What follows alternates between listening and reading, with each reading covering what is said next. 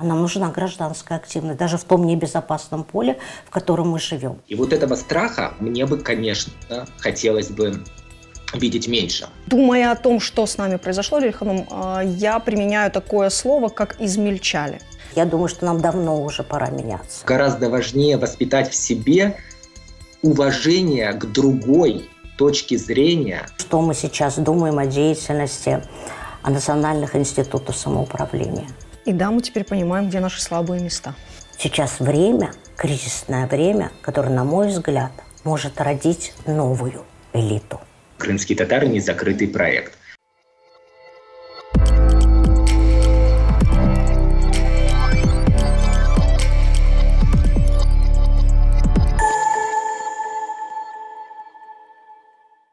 Селям алейкум. Конец календарного года, и мы, как обычно, подводим итоги. Это становится нашей уже новой традицией. Но итоги мы подводим не новостные, не краткосрочные, а те, которые определяют нас на большом историческом расстоянии. В студии с нами Лилия Ханум Буджурова, и онлайн с нами поговорил Шевкетбей Кишведдинов. Лилия Ханум, нас точно обвинят наши комментаторы, любимые, в том, что мы повторяемся и повторяем этот формат общения. Но что бы ни говорили люди, я всегда за то, чтобы осмысливать все то, что с нами происходит, и оставлять это для потомков или для нас самих. Вообще практика осмысления, она, мне кажется, важна для нас в любой момент. Поэтому давайте будем оставлять электронный след. Думая о том, что с нами произошло, Лилия Ханум, я применяю такое слово, как «измельчали». Насколько это допустимо, и не риска ли я, как обычно, в своих оценках?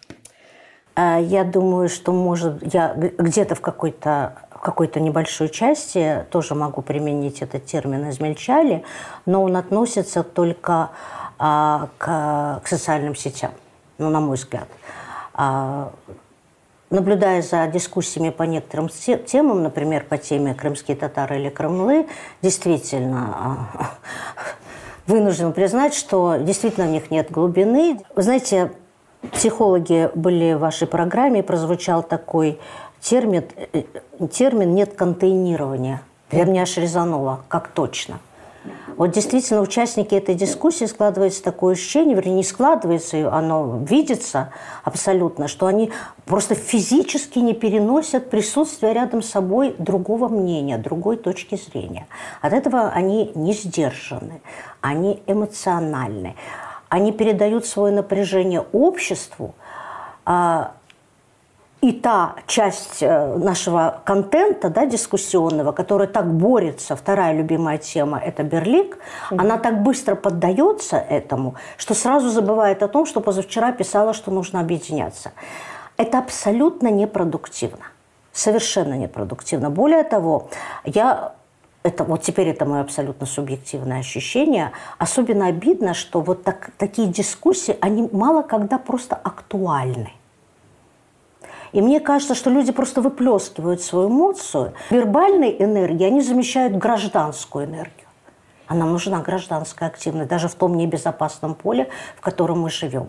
Она нужна, например, в таких вопросах, как сохранение нашего культурного наследия, как сохранение языка.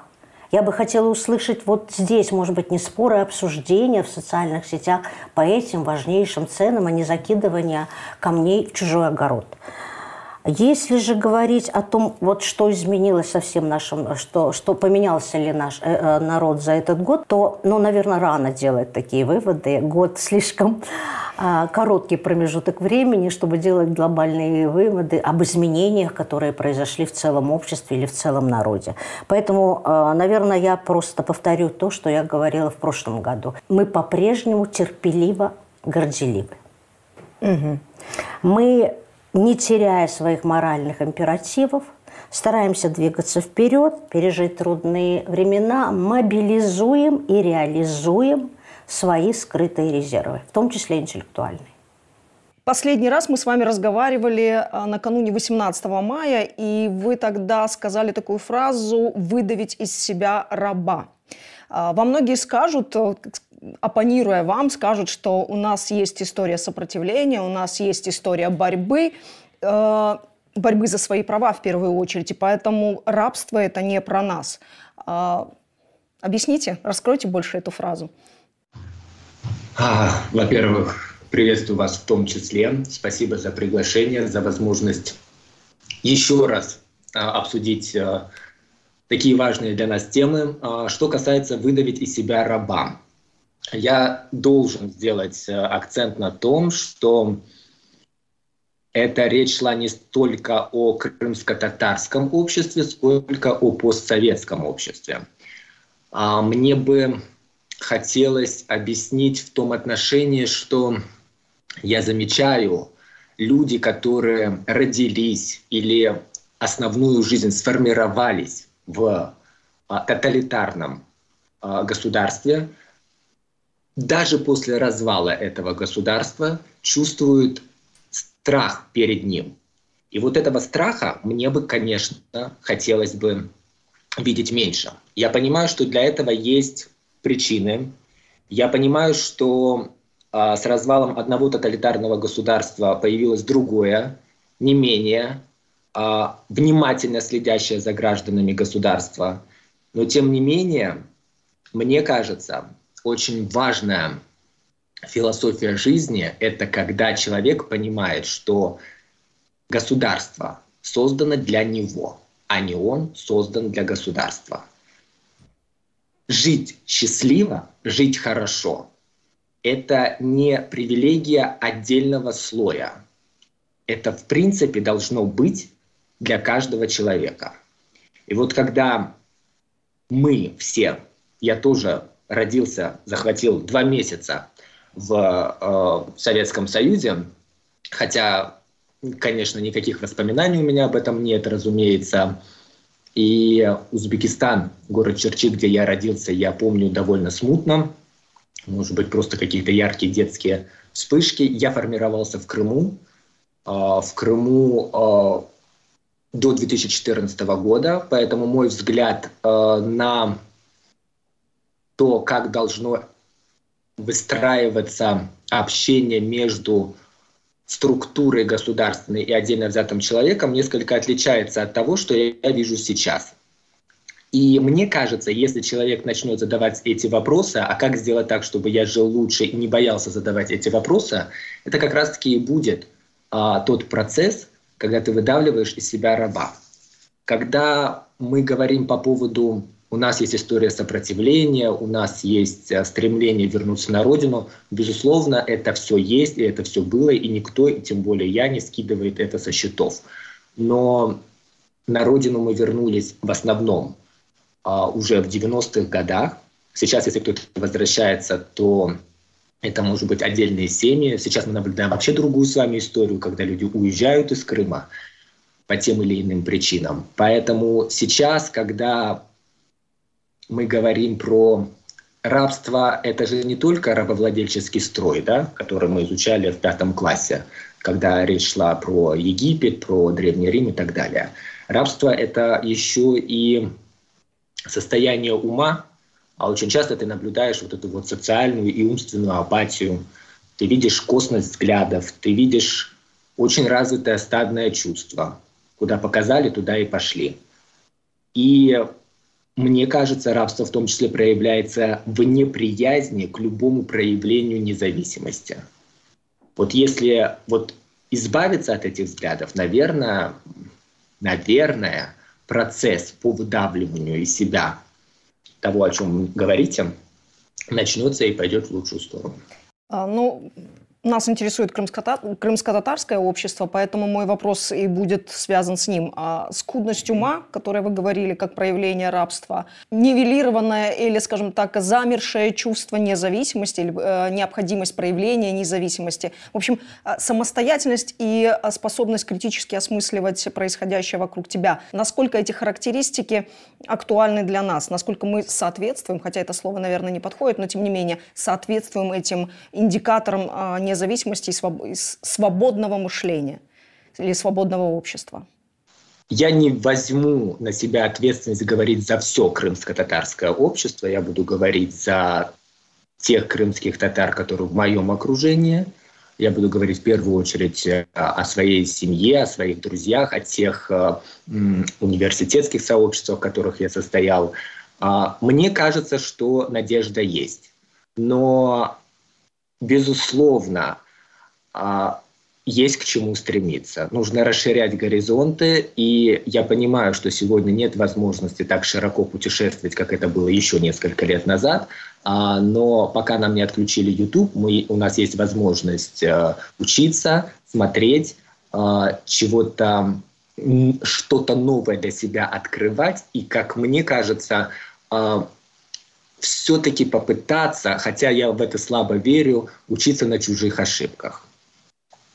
Мы не способны? Что не то, что мы не способны, мне кажется, человек не способен. Вот пока 2 раза грабли по лбу не стукнут, вот что-то в человеке не происходит. Я очень редко, может быть, я мало живу на свете, поэтому так редко встречаю людей, которые умеют жить за счет правильно сделанных и вовремя сделанных выводов. Чаще всего я встречаю, и я сам такой же, когда один раз окунет в последствия твоих ошибок и неверно принятых решений, 2-й раз окунет, потом, наверное, ты принимаешь эти последствия и пытаешься их как-то исправить. Хотя, опять же, с некоторой горечью я могу сказать, что есть те, которые продолжают также наступать на грабли и, получая удар по лбу, ничего не меняя в своем дальнейшем действии. Ну, наверное, историческая обучаемость – это один из тех индикаторов свободного ума, скажем так, да, или свободного общества, которое мы, этот навык мы должны все-таки приобрести. Сейчас время такой, знаете, новой этики, новых правил. Какие характеристики нас вы бы обозначили в сегодняшнем дне? Мы поменялись в этом смысле? Ну, во-первых, как говорит английская пословица, не меняются только покойники и дураки. Конечно, мы меняемся. А те, кто не меняется, им надо задуматься, почему, и нужно меняться. За год мы точно не поменялись, потому что этот год очень был похож на предыдущий, не произошло никаких кризисов, а кризисы – это такой себе стимул для изменения, для осмысления событий и работы над ошибками и взгляда вперед. То есть кризис произошел, но этот кризис долговременный, он просто не закончится. Мы живем все в то же самое время, и поэтому мы мало изменились в этом отношении, но если говорить, о каких мы изменениях нуждаемся, это действительно так, мы нуждаемся в этих изменениях. Я прежде всего хотела бы сказать о моем поколении, о более взрослых людях. Я думаю, что нам давно уже пора меняться. И прежде всего по отношению к своим детям. До сих пор практически во всех крымско-татарских семьях у нас один девиз. Надо, чтобы ребенок был сыт, одет, счастлив и получил образование. И у меня такое ощущение, что мы, вообще все общество в целом,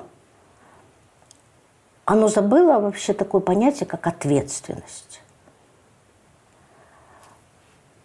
И по отношению к детям родители прежде всего, на мой взгляд, особенно в нынешнее, не очень легкое время, должны думать о том, чтобы их дети росли более ответственными, чтобы они могли отвечать за свои поступки, чтобы они могли с открытым забралом, что ли, принимать трудности, принимать вызовы. И не только принимать трудности, преодолевать их, но и, когда нужно, подставить плечо тем, кто слабее. Коль я обратилась к старшему поколению и какой-то критический момент отметила, то, обращаясь к молодому поколению, мне, конечно, бы хотелось тому, кто уехал, понятно, не часто по своей воле, чтобы они вернулись. А мы уже говорили о том неоднократно, что раньше молодежь уезжала за пределы Крыма в поисках реализации своих возможностей. Крым не давал им тех импульсов для развития, и поэтому они искали в других местах. Теперь эта волна эмиграции, она вызвана совсем другой причиной, она вызвана прежде всего вопросами безопасности. Первые, на мой субъективный взгляд, вряд ли вернутся, вторые обязательно вернутся, когда изменится ситуация. И я очень надеюсь, что они вернутся не только с каким-то новым взглядом и на Крым, посмотрев, чем живет весь остальной очень большой мозаичный мир, но и вернуться более ответственным, потому что там, далеки от родителей, им точно приходится принимать решения самим и нести ответственность за свои поступки. Лилия, вы сейчас говорили про старшее поколение и про ответственность молодых в том числе. Я вспомнила один из выпусков наших, где, даже два точнее, где мы с молодежью отдельно говорили и со старшим поколением. И у меня тогда возник вопрос, готова ли молодежь занимать место старших и готовы ли старшие уступать это место младшим? Вы знаете, тут можно сколько угодно говорить о готовности или неготовности, но наступает такое время, когда ты просто делаешь, что должен. Либо ничего не делая, ты просто выбываешь из жизни. Не в физическом смысле слова, просто выбываешь из жизни. Поэтому, да, конечно, это любимая тема «Отцы и дети». Это не только нас касается, это касается вообще всей общечеловеческой цивилизации. Конечно, старики никогда не хотят уступать свое место. Лишь некоторые особи, вернее, личности, которые настолько открыты миру и настолько понимают, что нужно двигаться вперед, что они на это готовы, но, как правило, это такой консервативный способ мышления и жизни. И, конечно, молодежь всегда жалуется на то, что более старшее поколение не уступает им дорогу. И вот не надо жаловаться. Нужно засуществовать. Надо идти по этой дороге. Угу. Надо идти по этой дороге и показывать тому поколению, в адрес которого звучат упреки, что мы на что-то способны. Жизнь продолжается, она ни на одно мгновение не застывает. И очень нужно, чтобы в то мгновение, когда наступает для того, чтобы человек показал, на что он способен, он не опоздал. Тогда упреки, что мне не дали, мне помешали, ему не помогут. Выбор ответственного человека – брать на себя ответственность. Конечно. Как минимум, да. Такая тавтология, но это абсолютно точно. Практику смены поколений, да, про практику передачи, скажем так, важного знания для нас, про практику передачи опыта.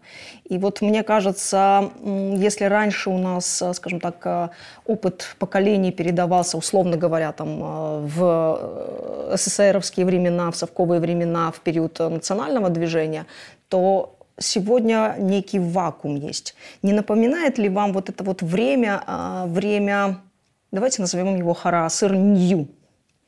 Не кажется ли вам все то, что мы сейчас переживаем, в какой-то степени похоже или проявляются признаки этого хараасыра, когда нет ни моральных ориентиров, когда нет ни тех, кто готов на себя брать больше ответственности, чем может, иногда ломать себя в чем-то?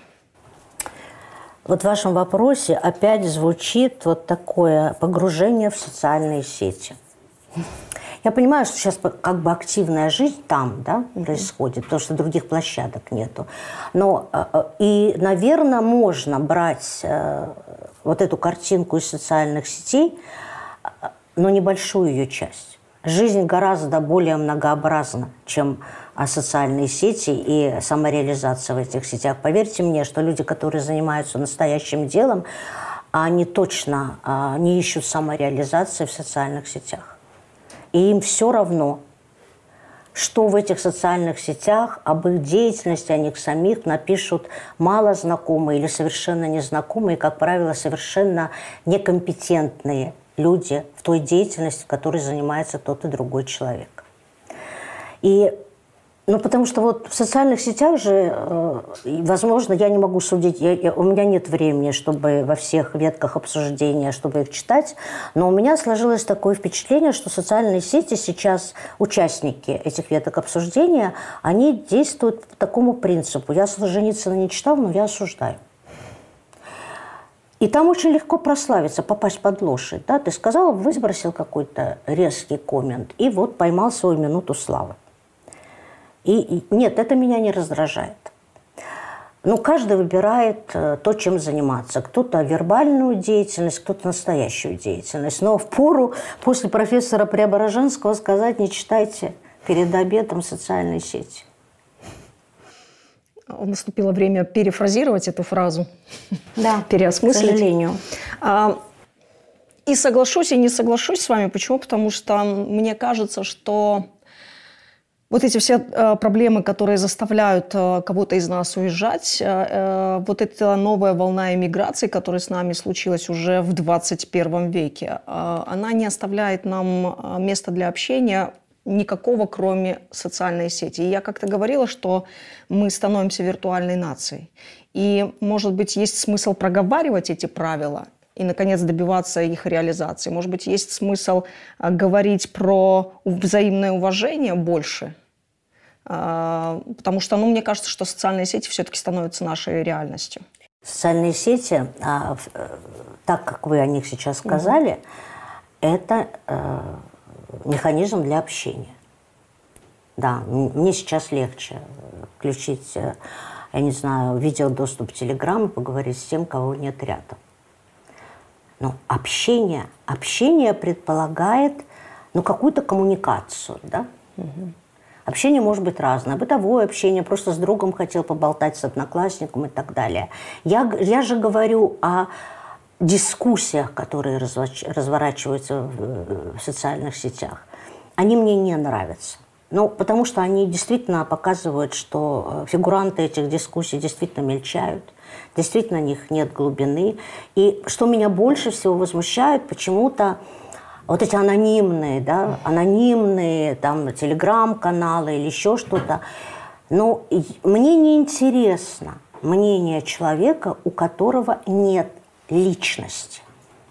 А то, что это анонимный участник, то есть он сам признает, что у него нет личности. Почему меня должно интересовать? И почему у меня сердце должно болеть за то, чтобы вербально выпустил в атмосферу человек без личности? Вот между общением и жизнью, я не буду говорить, где большие разницы, как говорят в Одессе, да, это просто разные понятия. Общение – часть жизни, но только часть.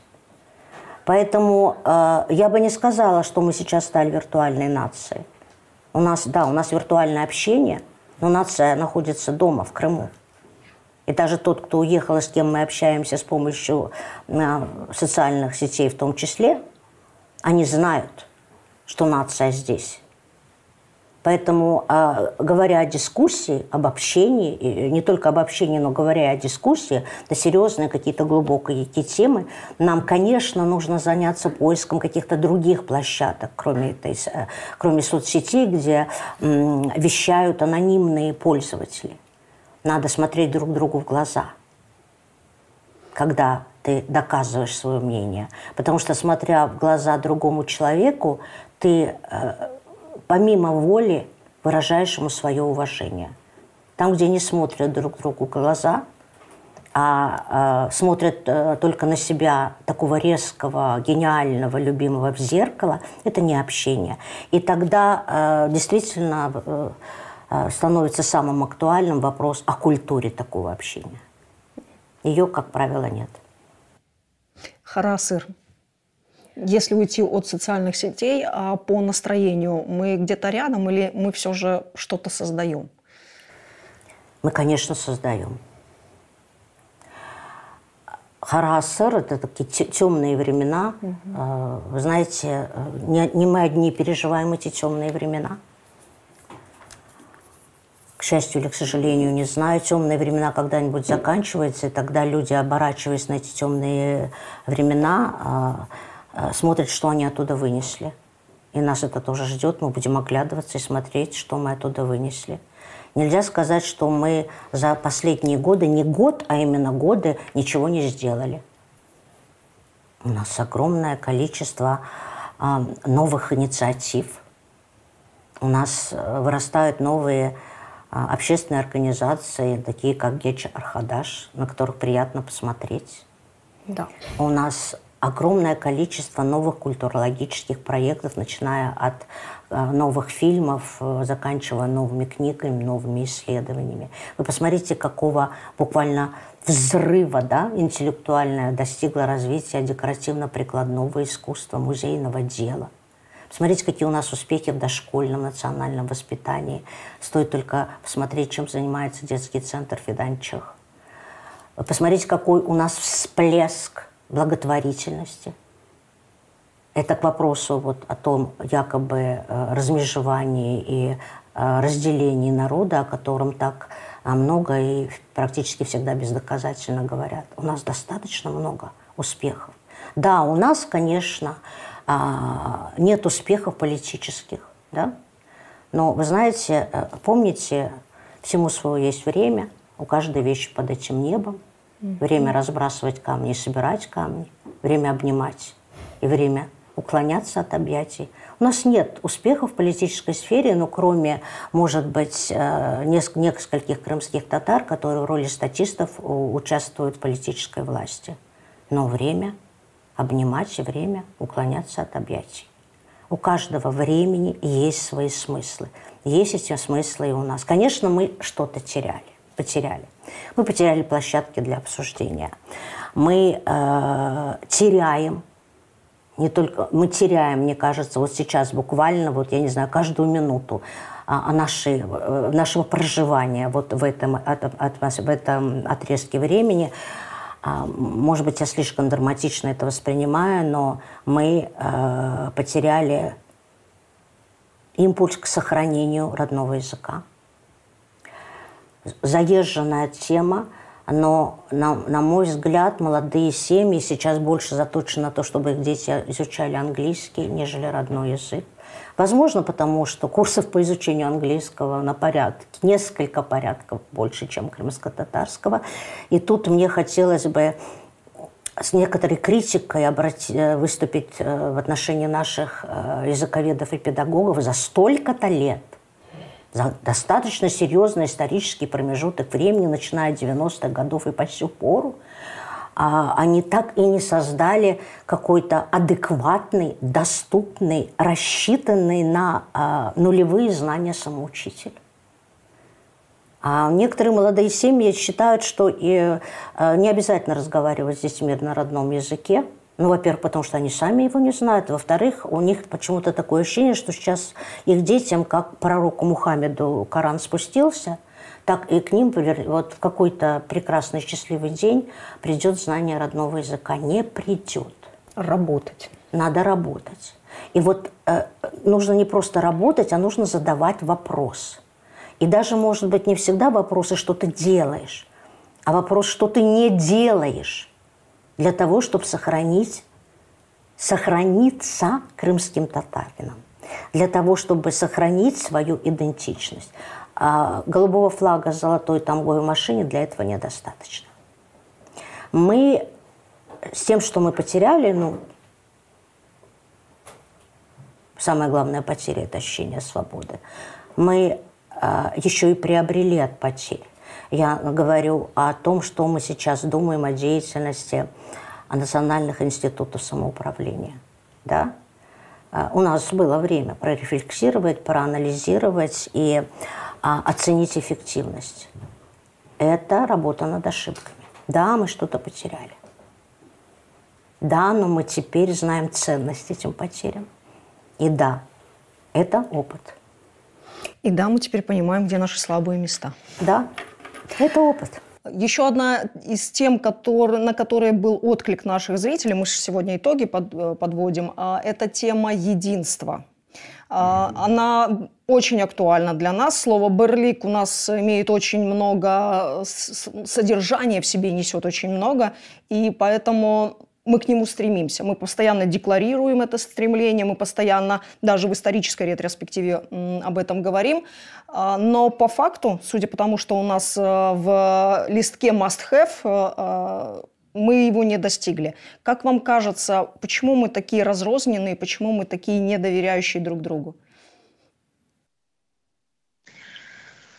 Я не совсем согласен, что мы настолько уж недоверяющие друг другу, что мы настолько разрозненные. И потом я придерживаюсь такой точки зрения, что а почему должно быть по-другому?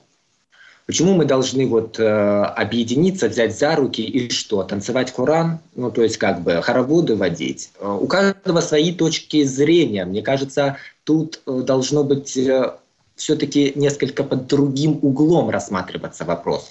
Мне кажется, что гораздо важнее воспитать в себе уважение к другой точке зрения, которая совершенно, может быть, не совпадает с твоим видением. Потому что нужно понимать, что другой человек, даже если ты по крови с ним принадлежишь к одному народу, это другой человек. Это не твоя копия, это не твой синоним. Вы можете смотреть на жизнь по-разному. Это первое. А второе, все-таки, мне кажется, я помню ту нашу с вами беседу, я тогда, кажется, сказал, мы объединяемся у края. Вот это тоже же своего рода такой индикатор. Значит, есть какие-то черты, когда мы забываем о своих взглядах, о непримиримости наших взглядах и беремся за руки не для того, чтобы станцевать, а для того, чтобы человека, оказавшегося у края, от этого края отвести. Поэтому мне кажется, что такой резюме из этого ответа все не так плохо. И когда мы разные, может быть, это все-таки к нам плюс. Потому что разность точек взглядов и разность мнений, она позволяет выдерживать вот эту вот широту жизни. Когда ты смотришь не вот так, а может быть даже вот так. А не кажется ли вам тогда, что нам пора переосмыслить слово «берлик» и дать ему, дополнить его другим содержанием, новым содержанием? Прекрасная мысль. Прекрасная. Если вы сможете это еще и на красивом литературном крымско-татарском языке оформить, да, найти вот то слово, где есть вот это взаимоуважение к чужой точке зрения, которое не совпадает с твоей, мне кажется, это будет правильно. Потому что здесь и кроется что-то, что позволяет строить гармоничное общество. Я думаю, что в умах, в душах наших мы все к этому стремимся. Лильханум, еще такой вопрос. Я догадываюсь, как вы мне на него ответите, потому что я знаю, что вы всегда будете защищать крымских татар. Вы всегда будете говорить, что у нас нет недостатков. Нет, вы можете критически, конечно, осмыслить нас, но, Лильханум, крымско-татарские недостатки. Вы меня призываете ответить на вопрос, как вот это приблизительно то же самое, если вы мне задали вопрос, какие недостатки у вашей матери. Я очень люблю свой народ. И даже видя какие-то недостатки, и вообще, как можно вообще понятие недостатки применять к целому народу? Да, народ – это отдельные личности, у отдельных личностей есть свои недостатки, естественно. Но по отношению к народу нет плохих народов, нет хороших, нет сильных, нет слабых, нет благородных и безнравственных. Народ – это общность людей, у которых объединенных одними смыслами. На протяжении истории эти смыслы меняются. Но сам процесс появления этих смыслов, он рождает определенные моральные, прежде всего, императивы внутри общества. Законы морали, законы достоинства. Мы недавно здесь, на этой площадке, обсуждали тему интеллигенции, нашей элиты, так сказать, да, интеллектуальной. Как вы думаете, она выполняет свою функцию? Выступает ли она таким интеллектуальным маяком? Формирует ли наши перспективы? Осмысливает ли наше настоящее, прошлое? Ну, прошлое, возможно, да, настоящее. Мне сложно ответить на этот вопрос. Почему? Потому что культурная элита и культурная интеллигенция в моей голове – это несколько разные понятия. Это как будто два разных круга. Когда речь идет о таких людях, как Бекир Чубанзаде, Усейн Баданинский, когда речь идет о таких людях, как Шефика Гаспринская, Амет Султан, наверное, Эшреф Шемизаде, Эмиль Леонид, Зарема Тарасинова, вот тут вот можно говорить как о формировании некоторой культурной элиты. Вот эти люди для меня, вот как бы прошлое, сегодняшний день формируются, я их воспринимаю как культурную элиту. И лично я, когда смотрю на то, что они делали или продолжают делать, мне хочется соответствовать полету их мысли. Если мне хочется, наверное, и другим тоже хочется. Я так надеюсь на это. А если говорить о том, кого называют культурной элитой сегодня, в 2023 году, выполняют ли они роль маяка? Вообще эта роль маяка, она очень сложная. Знаете, взять ее на себя может каждый, а вот выдержать вот этот вот свет, огонь, да, который исходит от этой точки маяка, далеко не каждый. И сгореть в этом огне, в первую очередь, получается у того человека, который не побоялся ответственности, и вот прям я сейчас вам покажу путь. В любом случае, мне кажется, важно, что какие-то действия в этом направлении делаются. Вы же знаете эту прекрасную фразу: если ты не можешь бежать в сторону своей мечты, да, ляжь в сторону мечты и хотя бы лежи туда. Вот у нас есть попытки формирования культурного слоя, который надеется, что его работа приведет к каким-то хорошим плодам. Я за этим процессом наблюдаю с интересом. Беру ли я с них пример? Не всегда. Радуюсь ли тому, что они что-то делают? Да, безусловно. Потому что действие – это всегда лучше, чем бездействие. Можно надеть красивые белые перчатки, красивое белое пальто, лечь на красивом белом диване и ждать, когда что-то изменится. И не дождаться. А можно в рабочих перчатках ковыряться в земле с навозом и, возможно, взрастить какое-то хорошее дерево, которое потом будет радовать и тебя, и твоих потомков. Здесь нет возможности точно угадать, но, по крайней мере, усилия прилагать нужно. Ну, раз мы уже заговорили о деревьях, то тогда давайте будем говорить про плоды. Как вы думаете, мы оставим после себя плоды, на которые будут опираться наши потомки, как вы сегодня видите себя в парадигме Гаспринского, а будет кто-то видеть себя в...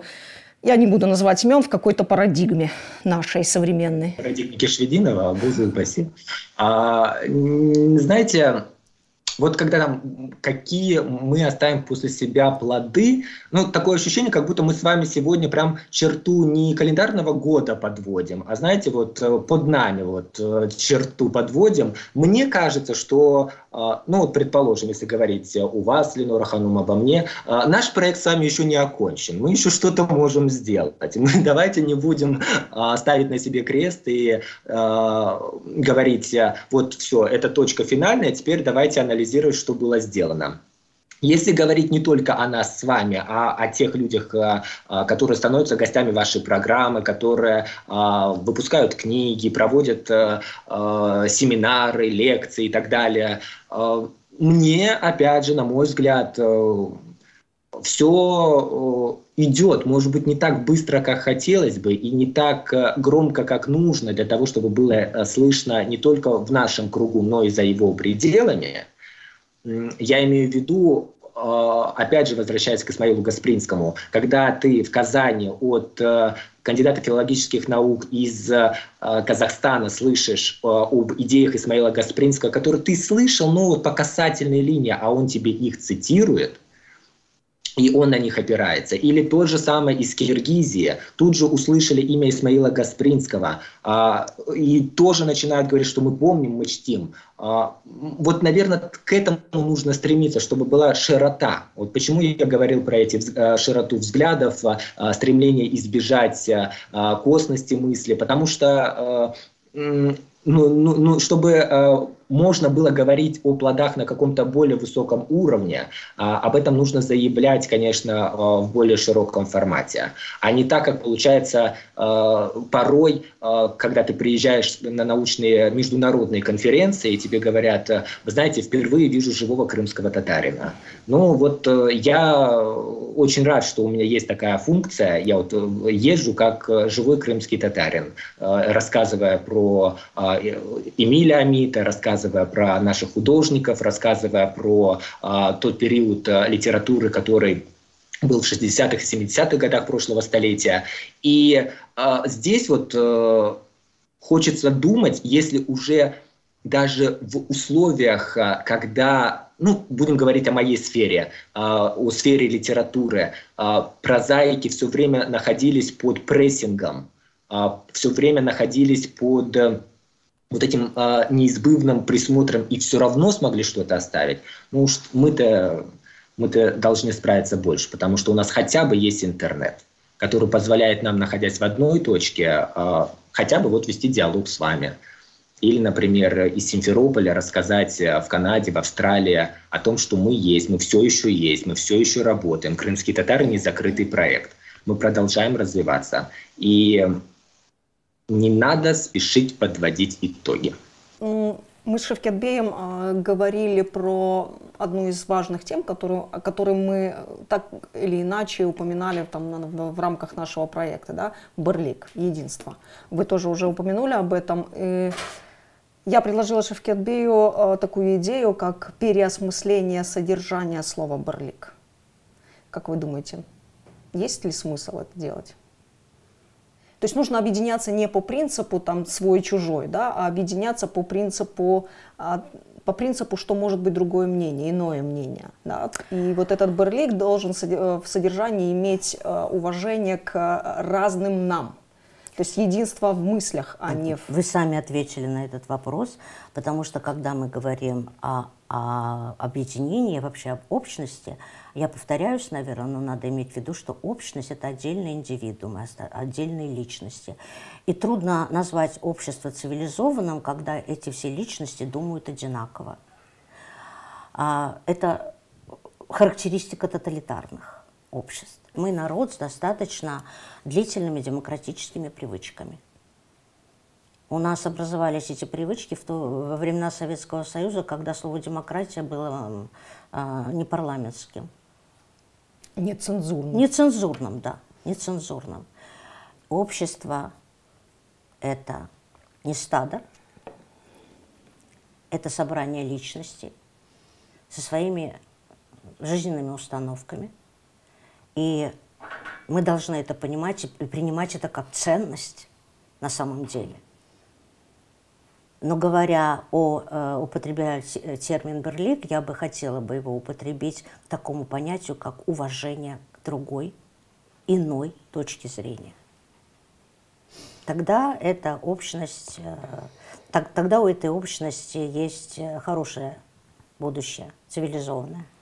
Выжить и сохраниться можно, если мы делаем закладки на будущее. Как вам кажется, мы в сегодняшнем дне уже заложили какие-то ценностные закладки для нашего будущего поколения? Что они возьмут из нашего времени? Опыт самосохранения прежде всего.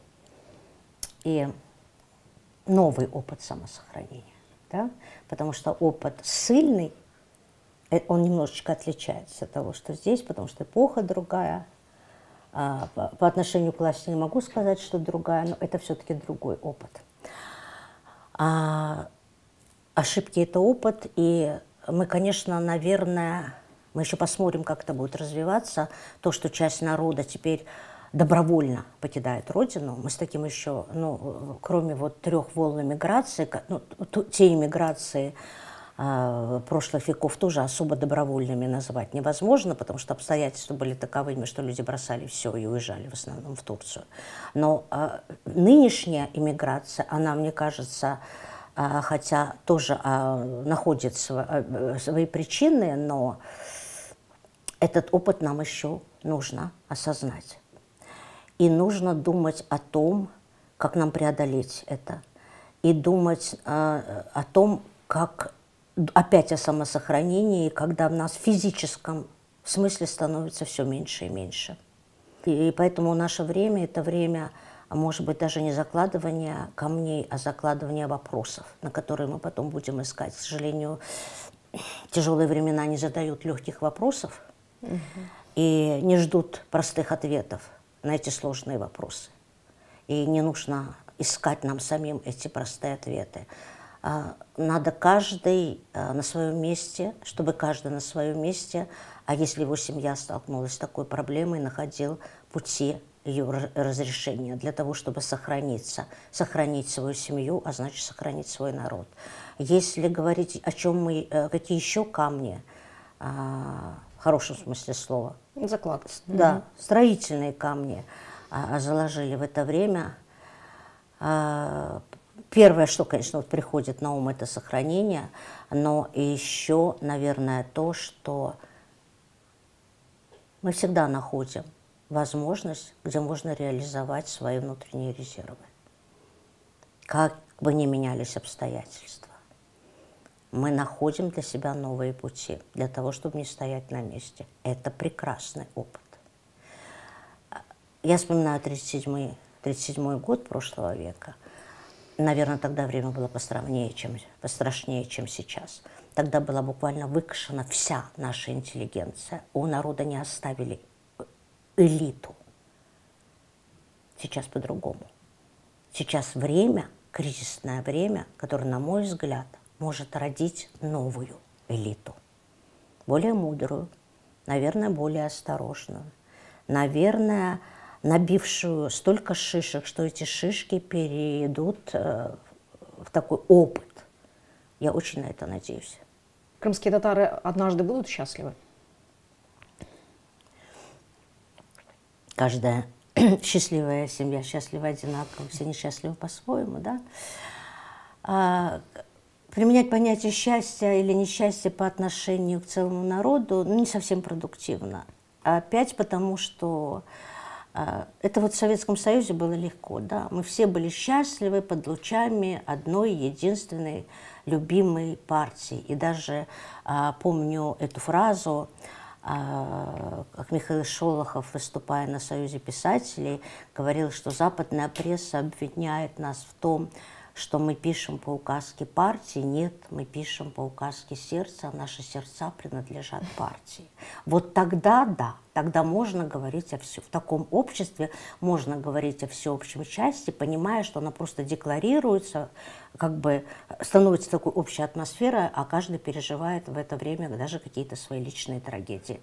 Крымские татары уже счастливы. Мы вернулись домой. Знаете, если бы вот сейчас этот вопрос мы бы задали поколению где-то лет 40-50 назад, ответ был бы один и тот же. Мы обязательно будем счастливы, когда мы вернемся в Крым. Вот мы вернулись. Давайте здесь строить свое счастье. Я думаю, что у нас еще будет возможность подумать о том, для чего мы здесь и что делать с нашим Крымом, чтобы он был местом счастья для крымских татар. Çok sağ olunuz, görüşkence.